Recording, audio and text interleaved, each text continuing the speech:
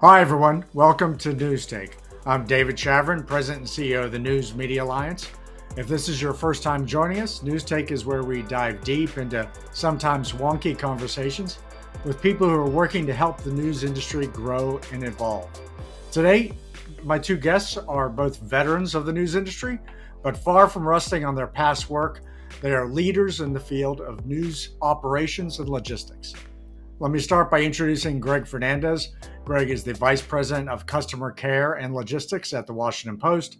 Gregg has worked there for 35 years. He is responsible for customer care for all Washington Post digital and print readers.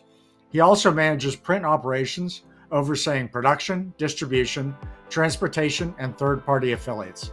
In recent years, he's added physical security to his executive portfolio.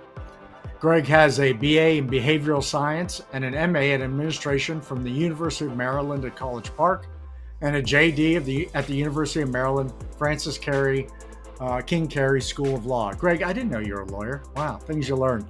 Dan Schaub currently serves as the McClatchy Company's Vice President of Supply Chain Operations. This role was designed to provide the necessary leadership and focus as McClatchy works to serve its print readers and grow McClatchy's digital subscription base while offering an array of distribution services to homes and retail outlets throughout the McClatchy markets. On a personal note, Dan formerly coached a junior Olympic softball team, which placed fourth in the nation. 9 out of the 12 kids he coached received softball scholarships to colleges. Dan has been married to his lovely wife, Renee, for 40 years, and he and his wife have 5 children, 3 girls, 2 boys, and 5 grandchildren. Welcome to you both. I'm really excited for this conversation. I think we're going to get into a number of different areas, but we are going to be talking a lot about print and print products. And one of the things with print, I think it's underappreciated its current role in the economics of the industry still, and it doesn't get enough attention. I think for a couple of reasons. One, people get distracted by the shiny object of digital sometimes. And also, I think people think they understand the print product, right? It's a business we've been in for probably 100 years. So they really don't understand the evolution and continued innovation in it. And so really what I want to kind of dig to is go a layer deeper in terms of, and we can talk about all the products from your publishers, but really let's start by talking about what print means and then what that business currently looks like right now. So, Gregg, we can start with you. At a very high level in the print ecosystem, what do your customers really like and value about your print products? And what do those products mean for your company currently? Broadly, you don't have to tell us anything, proprietary, just No broadly trade what it secrets. means. Yeah, exactly. I think the product itself has always offered a curated presentation of news coverage that lets readers feel informed in a timely manner. There's a completeness to it. There's a daily habit that has been formed over many years for customers. There's a beginning and an end. There are opportunities to cover a wide range of subjects in a product that comes in you can fold it. It's easy to read. You can put it in your pocket. You don't have to worry about charging it. And I think that initially, of course, we were also breaking news and what happened going around the world. Today, it's probably more of an in-depth experience where people have the ability to have more long-form journalism, more analysis, and less dependent on sort of the breaking aspects that you would get from digital. Yeah. No, it's good. Did I answer that? Yeah, Dan? Yeah, I'll share a recent experience. We held some focus groups in a number of our markets, and it was so exciting to hear about how people rely on our product for local news, how they rely on it to give them the real word on some things that may have a left and a right view, and how do I get the real what's taking place and how's it taking place. In those focus groups, hearing that positive feeling about our brand, but in one group in particular, they talked about I started as a child. I started as a young adult in college reading the print newspaper. And so that I see the print is that is how we established our brands in our markets. That is the icon that brought people to know us, to trust in us, to believe us. And many do today. But with the focus group again, what they talked about is that's where I started. But today I also log on because I know there's a lot more. So they use that as the springboard to understanding our digital products, to understanding, their relationship with a trusted source in a community. So in my mind, it's the seed that helped us build the brands, to build the recognition, to build the trust in the community. And today, there's a good number of folks that still use that. So, And it is interesting whenever something big happens, people still want to see the big headline in the print product. You even see it on Twitter where people, take pictures of the print product either to, celebrate something that happened or to complain about a headline. But they're, when the Cubs won the World Series, everybody lines up to get that print product because it has a role in sort of our cultural life that is really more than sort of an ephemeral digital experience. What can you tell me about what it means for the your company economically? Now, the New York Times is public, and they've been kind of public about what it means there. Frankly, I had a friend of mine who was working in print operations at a publisher who said, "Listen, I just want somebody to thank me every once in a while for paying for everything." But it's not everything now. But I mean, what is it? What is the sort of what can you say about the role it plays in terms of paying for journalists and journalism? we're not going to discuss numbers, of course, but I No. will tell you that there's a very alive and well subscription relationship that we have that includes print subscriptions with folks. So we like that relationship, and we know that consumers see value in that relationship because they pay for those subscriptions. So it's an important part of our economy. It's different than what it used to, of course. And again, I don't think you win with if we just say we're going to count print or we're going to count digital or we're going to count web, we're going to count phones. It's really being where people are and having available to them what they need. And by doing that, I think that print's an important part of today's ecosystem. Digital is a growing part of today's ecosystem. And when you put that all together, it builds a business model. Back to your point, how important it is, it builds a business model that tells people in a local community where you are, we want to have a relationship, and we prefer that relationship to be paid, and we all win when that happens. So print's an important part of that. Yeah, I would agree. I think to your previous question about sort of organizational value, and Dan mentioned this earlier, our legacy products established our brands as trusted names and information conveyors to the public. There's a permanency to what we do in print that sort of outmatches what the ephemeral nature of websites, and they're constantly updated. There's 24-hour news cycle, whereas the day is stamped in that final edition on any given day, talking about the news of the day, and to your point, becomes a collector's item. Depending on, people don't go out and print their homepage; they go and buy a newspaper to celebrate milestones, and I think. So there's that aspect, along with the fact that it's still a very healthy business. Our advertisers depend on us to get to readers. We have strong subscription revenues. I think digital has allowed us to be more diversified in terms of our revenue streams, but print is still a strong pillar of all of the revenues that we use to fund our journalism. Yeah, and it's interesting how it is one touch point in a constellation. There was a piece recently about declines in print circulation at various publishers, and I think people are used to thinking of that as a singular audience metric, but really you have print subscribers who also go on the website, who also use e-edition, who also access social, who also, and the whole relationship with readers is much more complex than it used to be, and I think people are having a hard time catching up to understanding the complexity of that relationship. But an anchor point for a lot of people is that print product. They may then go online or access other products, but it's an anchor point for a lot of folks. Let's talk a little bit. David, if I Yeah. if I may, I just want to highlight you get it and you got it. That is exactly it. There is no other source in any market that we're a part of that has all the legs that we have. That has an app.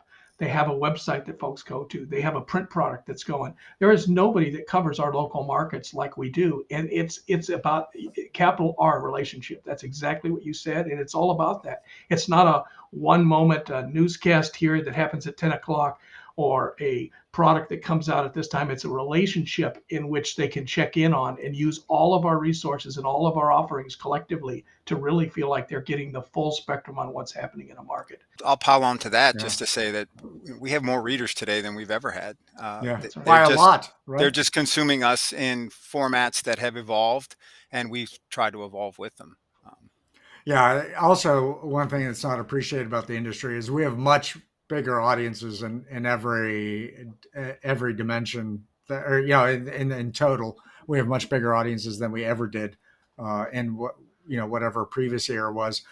For a lot of reasons. One, our content's compelling, but also because people can. Right? You can. Yes, you get the print product, but you can access all these other things. I have to tell you, one thing I like about the print product is it ends, meaning it's not an incessant fire hose of content. Now, the nature of my job is that I then go online and get an incessant fire hose of content. But there's something about like consuming the news and then being able to think about going on to other things. It is a product that you can consume in that way. Yeah, you can glance through the newspaper and be armed for just about every water cooler conversation you're going to run into in the office. Yeah. Uh, Yeah, so let's talk a little bit about the business, actually, how the miracle actually happens. Again, we've sort of culturally sort of accepted the fact that these a newsroom will close out a print edition. I don't know what time they close it out. Let's say late at night, and then miraculously at 6 o'clock the next morning, it's on people's doorsteps, right? So I want to get into some of the current challenges to that in the current economy, but can you give some thoughts about how that process, the process of manufacturing that everyday miracle of the print product, how that's different than it would have been 10 or 15 years ago? What is the manufacturer and distribution elements that are different and how they've evolved? I could start there maybe is that in my early years, if you missed that press, you had 24 hours and you weren't going to be able to update that. You weren't going to be able, and there was a lot that happened in 24 hours. Today's system allows you to not worry so much about having it all come together right at a given time. Of course, we want to have a great print product. We want to send it to market, but because of the relationship we want to have with the consumer, they now can log on and get updates early in the morning. The late sports scores where every newspaper across the country used to struggle with, how do I take in this late game? Now we can do that. We couldn't do that in the past. Now we can do that to where whatever time the game ends, we just take them and refer them to our digital offering. We have something amongst our products that's called Extra Extra that captures a whole lot that happens outside of that normal traditional cycle that you described. And this affords us today's changes as you described them, David. Those changes afford us the opportunity to have a relationship that's multiple times, multiple connections throughout a day. Yeah, I think there are a couple things. One is technology continues to improve. I think we as an organization and I think as an industry are more efficient in what we do than we've ever been. And to Dan's point, we're on tighter deadlines because we're not holding for necessarily the latest news. We're trying to sort of find that sweet spot between a great print product, but a timely delivery. You can put the best newspaper in the industry on someone's doorstep. If they've already left the house, it doesn't do them any good. And I think we've had to be creative with all the challenges in terms of cost and labor, the migration from, say 25, 30 years ago where you had more youth type carriers as we've moved to more adults. And I think some of the difficulties in the industry, Dan and I talk about this a lot, uh, created opportunities for us to partner with other newspapers. There was a time when you would drive down the street and run into a New York Times, a Baltimore Sun, a Washington Post carrier on the same street.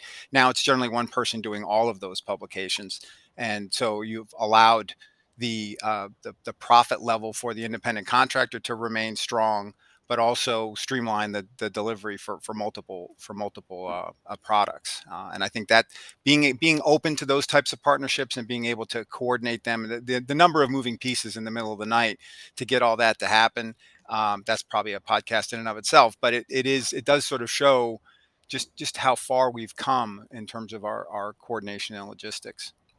That's really interesting. Is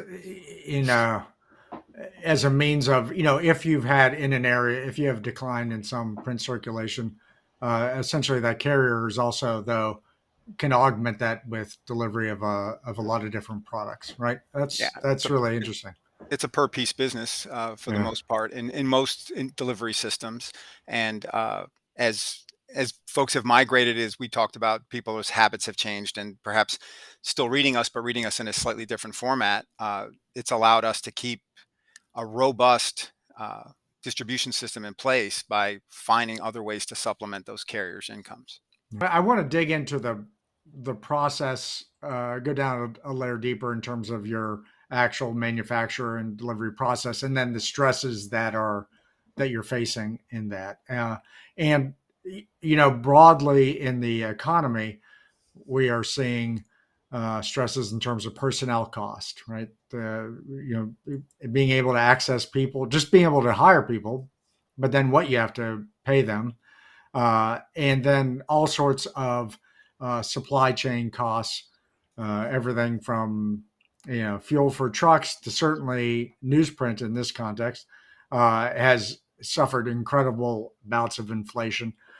What are Tell me explore a little bit of the current stresses you're seeing in the system, and really of those things, what are kind of your biggest problems right now, or what's keeping you up at night in terms of what's been most difficult about continuing this fulfillment process in this environment. I think that a consistent problem for every person who's in this business is finding the right folks to get papers delivered on a given day. That's a cyclical problem that we've had for time immemorial. I think that the stresses that we have today, besides you mentioned fuel, you mentioned the other additional costs. We have a lot more competitors for the pool of people that we would have counted on in the past. What made our routes attractive is that folks could make supplemental income in a finite window of time in the morning, generally in a time frame where there weren't other opportunities. But with all the gig economy that opportunities that are out there now, there's much more competition for the folks that we would have depended on to get papers delivered. And it's one of those things where you have to you have to run a good business. You have to make sure that you're providing a good wage, but at the same time doing it in a cost-effective way. That you're not raising prices so high that customers decide that to trade you for a different format. At least for us, I think finding people to do it. And again, not only is that cyclical year to year, it's cyclical throughout the year. And Dan will tell you, January after Christmas and going into the winter months, it's tough to expect people to be out in terrible weather 365 days a year. But we've seemed to have been able to manage that up to this point. Yeah, I'll add that every piece of the supply chain has pressure, inflationary pressure, and technology pressure, technology replacing some of the things we did and how we do and how we used to do them. So it's complex today. You really have to think through the entire supply chain and all the partners that are pieces of that supply chain. And how do you put that all together to, in the end, serve readers, right? They don't want to hear about your supply chain. They don't want to hear about your contractor or your printer or anything else. They just want their product delivered and they want the relationship to be strong. So today you have to really think through how are you going to take each piece of that puzzle and strengthen it? Even in the face of, Gregg talked a little bit about carriers in the workforce there. It used to be that we owned the night. We had the gig during the nighttime hours. We had a gig that was really unique, and it could be a second income, or it could be your own business that you really grew over time, whatever you wanted. Well, today with the gig economies that are being introduced night and day, that's heavy competition, and that takes up some of the folks that used to see us as that single resource to fulfill the need they had for that type of work. So That's really just interesting. You were the gig economy before the gig economy, right? that's And exactly right. that's that. And really, then you enter into somebody's got an economic calculus about all their options for that other supplemental income, and where does that fit into the pie? How do you find people? Just out of curiosity, is it uh, is it recruitment by current carriers? I've got a friend, or a current carrier kind of thing. Running ads. Indeed, I don't know. How do you find people do this? All of the above would be the answer to that to that question. I think carrier referral is obviously a big one. We are on all of the major online job posting sites. Um, even to the fact that I don't know that we don't do this a lot anymore, but printing carrier bags that have carrier wanted ads on them, so that people realize as they see the bags in the market that they could perhaps handle that route if they chose to. But it is a all consuming full time job to make sure that we have pressure in the market to let people know. To sort of to Dan's point, the strengths of what it is that we offer as a value, and the fact that there's opportunity to make additional revenue.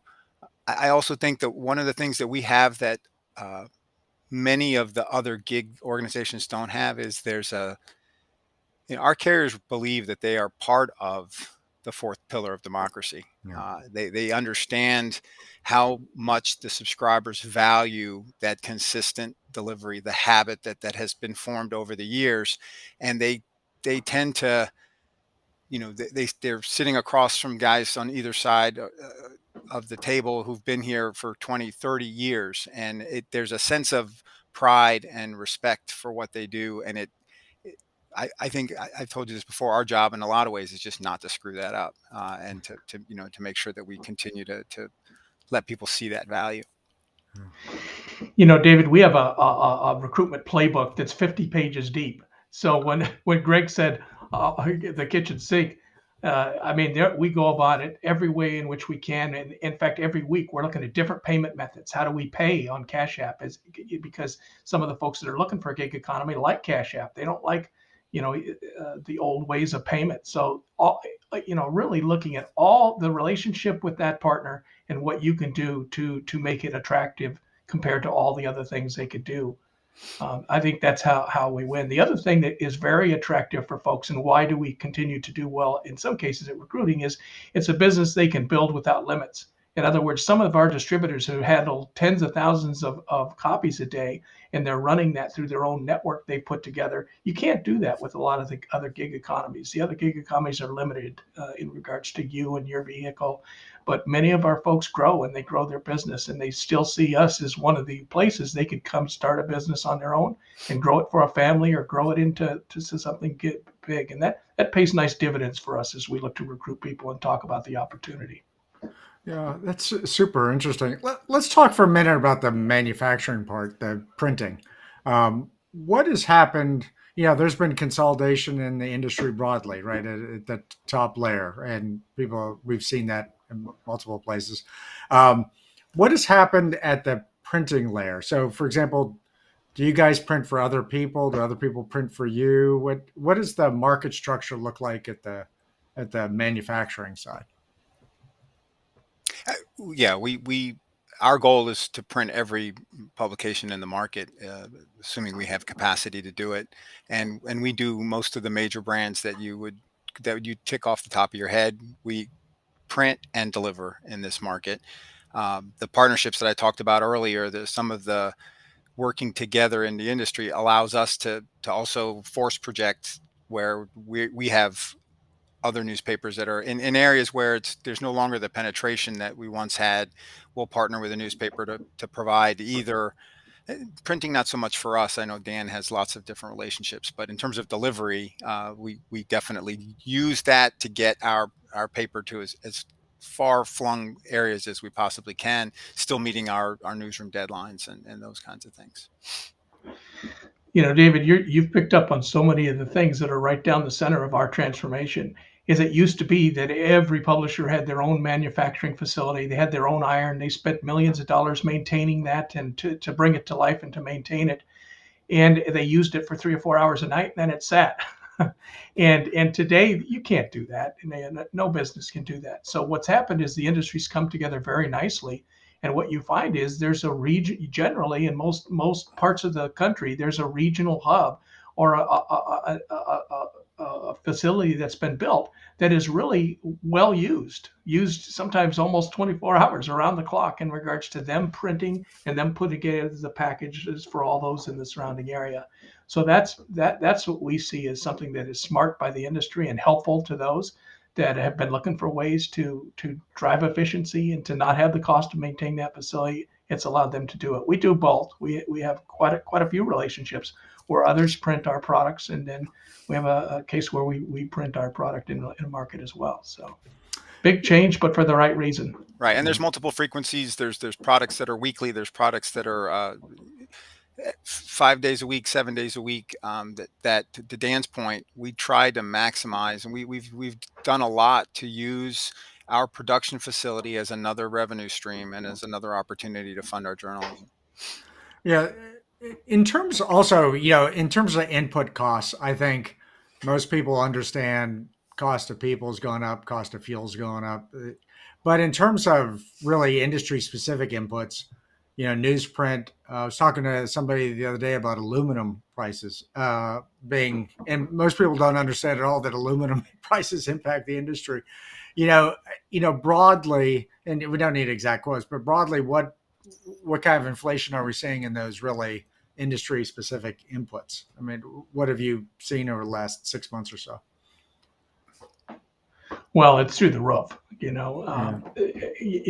Everybody's read about the paper challenge with the cardboard use and people transforming a manufacturing facility from paper to cardboard because of the need there. Well, that's interesting, Dan, because I don't know that a lot of people have heard that. And basically the core idea and what's happening is because of home delivery, there's a need for packaging. So you've had paper manufacturing plants move over into cardboard products and away from things like newsprint. Is that's exactly right. That's exactly right. And they're, like us, their business model's changing and they're searching for the future. They're searching for what they do and how they do it. So, as that happens, of course, there are resets. So most of the resets at this point for all the items you mentioned, whether it be newsprint, plates, or all the pieces that come together to make the manufacturing process work, those costs have been upward, not downward in recent years. Yeah. Exponentially in some instances. I think all of the petroleum-based products, people will be surprised to know that the plastic bags that we use to deliver the paper are a petroleum-based product. Everything you're reading in the newspaper about inflation has affected just about every input of what we do in the manufacturing and delivery process. Yeah. So let's talk about sort of future evolution of the manufacturing and delivery parts, and also kind of solutions for some of these challenges on people and inputs and the rest. Well, let me start. Actually, I'm going to start talking about postal, whether you think about it and how you think about that. And what I mean by that is for some areas of the media, the print media, magazines being an example, postal is their primary means of delivery. And then whatever the postal system's going through cost-wise impacts them incredibly. Daily news is a little bit different, right? Because it matters deeply what time you get the product. How do you guys think about postal? Do you at all? What is your, have you sort of modeled out what it would look like to put some product in through the mail as opposed to having it hand delivered? Oh, I mean, absolutely. It's like which trains are going to which cities and which one do you get on. In some cases, the Postal Service and the local postal team are phenomenal. They do great things. They make things happen within their center. It's like one of our distribution centers that operates like a Swiss clock. Good things come from it.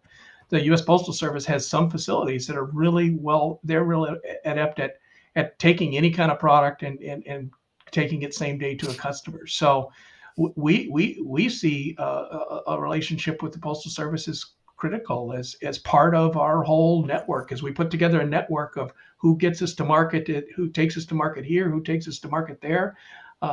They are today, and we see them maybe even being a bigger part of what the future looks like.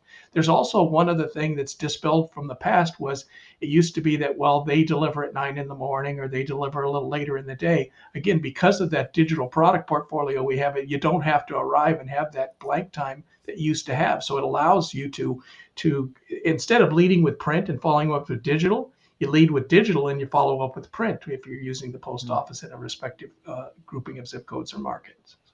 Yeah, I think that's we view the Postal Service as a partner, an opportunity for us to get product in areas where it's increasingly difficult to do, and it does mean changing sort of the readership habit. I think to Dan's point that the days of being on a doorstep by 5 in the morning, that may not be realistic in every market going forward. But again, and it also sort of segues with the way the product is more towards long form journalism, more towards more in-depth analysis. It's not the necessarily the time sensitive product that it once was, and it is going to mean that our readers are going to have to be willing to evolve with us as we try to find new ways to.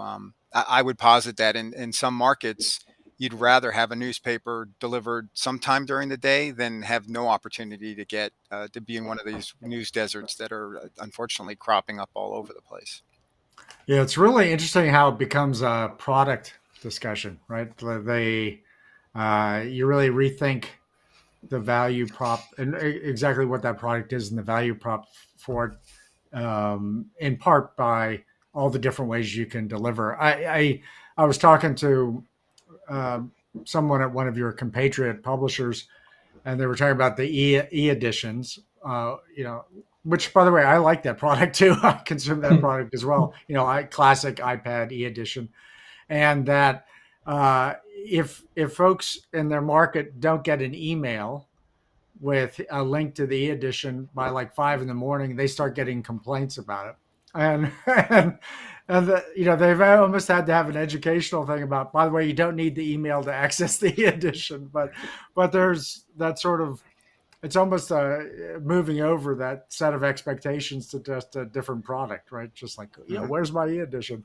But it does engender, to your point, this whole idea about it's not going to be there at 6 a.m., but that doesn't mean if it's there later, it could be a different thing that's super high value still, right? Mm-hmm. One of the things that e-edition has solved, though, because Gregg mentioned earlier, those that like the product at 5 o'clock. Well, sometimes it's has been impossible to get everybody their product at 5 o'clock. You have some zip codes, you're there at 3 o'clock, some at 5 o'clock, and some at 7. Well, the e-edition solves that, because when you hit the button, you don't have to sequence that 41-mile route. Everybody gets it at 3 o'clock, or everybody gets it at that time. So it's solved one of those things that have been a challenge for us for quite some time in regards to how do you give everybody the news quickly and get it to them as you wrap up each day and each cycle. Super interesting. So Dan, you've got one idea you've been shepherding and talking to folks about, which is the On Time Network. Could you talk a little bit about that and what is it, and then what you hope it evolves into, comes from it? You got it.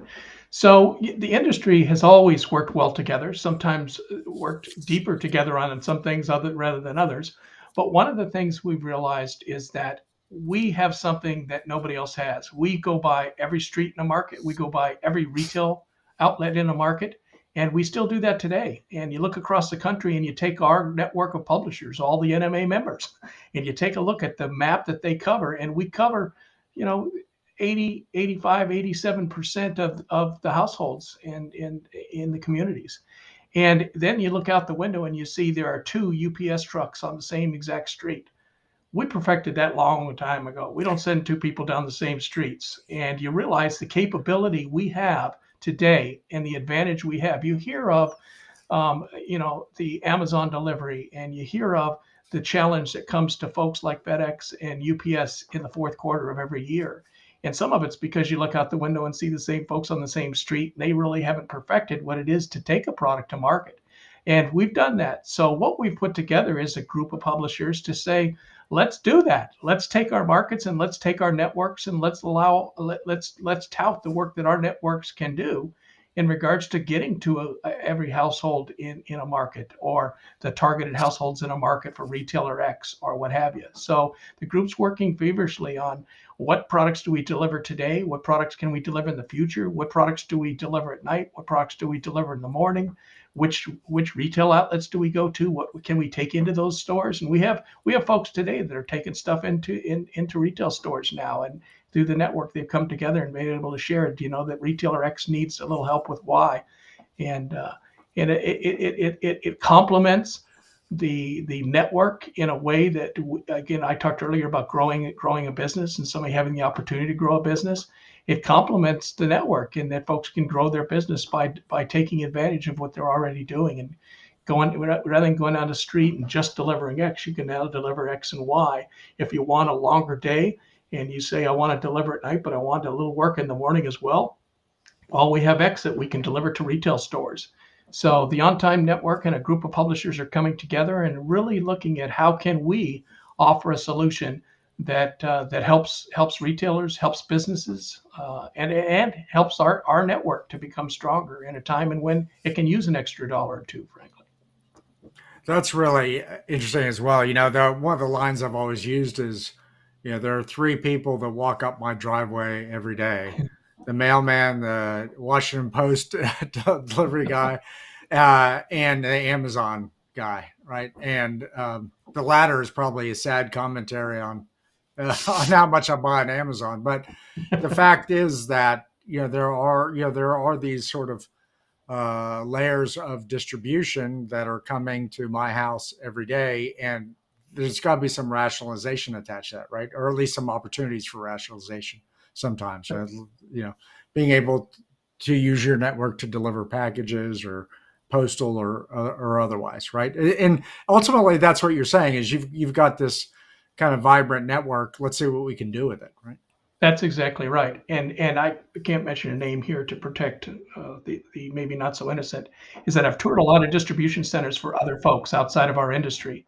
And I was shocked the first two or three times I walked in how they were in about where we were in 1960 or 1970, really struggling with how do you back a truck in? How do you use a diesel instead of a bobtail? How do you organize the product? How do you split it up? I mean, it was like a couple of our folks on tour said, I could fix this in about 3 days, and I could cut their time in half in the distribution warehouse if I just spent 3 days with these folks. And we were polite. We didn't tell them that, of course, but it again confirmed that our industry has this very unique skill and this very unique opportunity to get products to consumers that live in our products. And we've done it for years. To your point, it's been us in the post office that the only two that really have perfected how do you get to every retail outlet and how to every home in a community. Yeah. And I would argue that we're the only group that has been addressing that last mile problem 7 days a week for the last 100 years. Yeah, I was talking to somebody the other day about innovation and the news industry, and I said, historically this was and has been an incredibly innovative business. The predecessor association, Newspaper Association of America, actually owned a laboratory in Reston, Virginia. I think we had something to do with inventing organic inks. I'm not sure, but but again, getting to what we've talked about is this daily miracle of the newsroom closes the edition at X time, and a few hours later, it's on people's doorsteps. And all of the engineering and efficiency that goes into that is, it's hard-won innovation over time. So, just out of curiosity, like Gregg, do a lot of your current carriers, I guess one thing, they could be going off to other jobs after they deliver the papers. Do some of them do other kind of gig things then, like deliver for Amazon or Uber? Absolutely. Okay. And they've always gone on to another job after they were done with us. I think the gig economy that we talked about earlier just allows them to take further shifts of delivery of product rather than going to an office building or a restaurant or one of those kinds of but we have always been the second or third job that folks have, and I think that they're the Ubers and the food delivery folks and all of those things have just allowed people to continue to do what they know well. They know that, to Dan's point, we drive down every street in the market every day, and everyone will tell you, who's been in this business, who's done this business, will tell you all those streets look completely different at night than they do during during the day. So having that expertise, having that knowledge, and the efficiency of being able to do that, there's no reason why you wouldn't want to do it for all products, not just newspapers.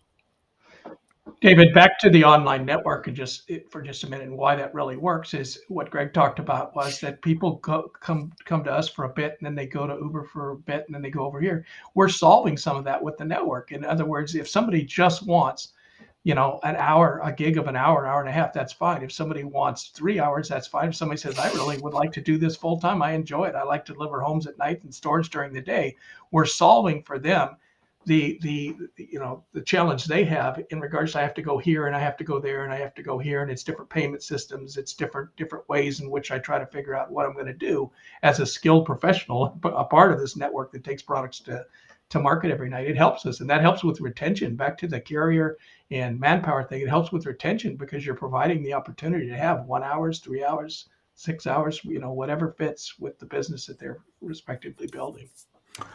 That's really great and really interesting, again, because it gets at this core capacity that you've built up over time, and then how can we use this capacity for a range of things. So just one final question in terms. Listen, in this business, we talk about digital all the time, and I'm guilty of it, right? I talk about digital all the time, and digital is we have a lot of challenges, but also a lot of opportunities, but definitely attracts the attention.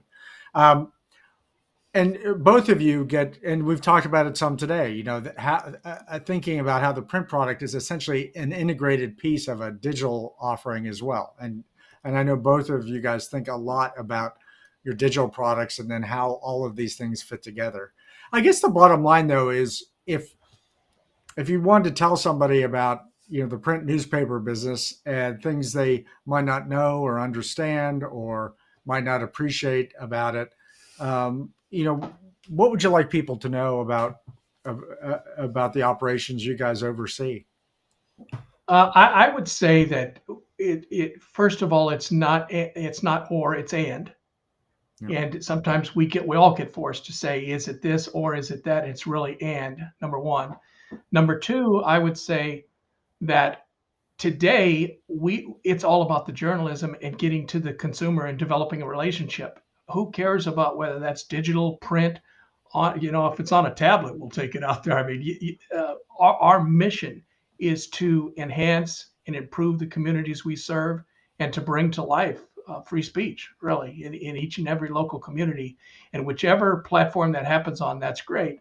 But I wouldn't worry so much about how it gets there. I would just make sure, are we doing everything we can do to reach households in our market? And back to today's digital reach is way beyond a multiple of 10x versus any reach we ever had when we just relied on a printed material to go to a home. I mean, we're doing substantially better in taking our journalism to our markets because we're using the and theory and not the or.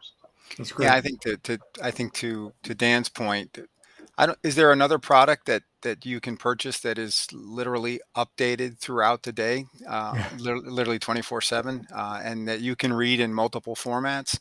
I would say probably not. And I think the value of what we do is something that I think people feel intrinsically. Connecting that with the costs associated with what we do. You and I have had this conversation multiple times, David, about all of the people, all of the efforts that go into creating that daily miracle, regardless of the format.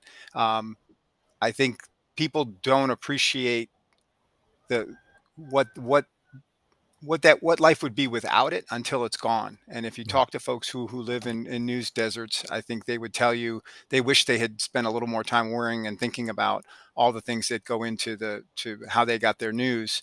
I'm incredibly blessed to be part of an organization that understands how important what we do is, and understands how important each component of what we do, whether it's the folks who've been in the plant for the last 3 years during COVID, folks who've come out in all kinds of weather. I told you my story about the 2 footsteps into the snow to get papers delivered. All of that comes together to create a habit that people have grown accustomed to, and that we're lucky to be a part of. That's really fantastic. It's a perfect end note. Listen, I just want to thank both of you for the time and really for what you do every day to deliver great journalism to the communities that need it. And so thank you for being with us today. We'll probably have you back next year to see how things have changed. But I want to thank you, Gregg, and thank you, Dan. Very much appreciated. Thank you. Thank you, David.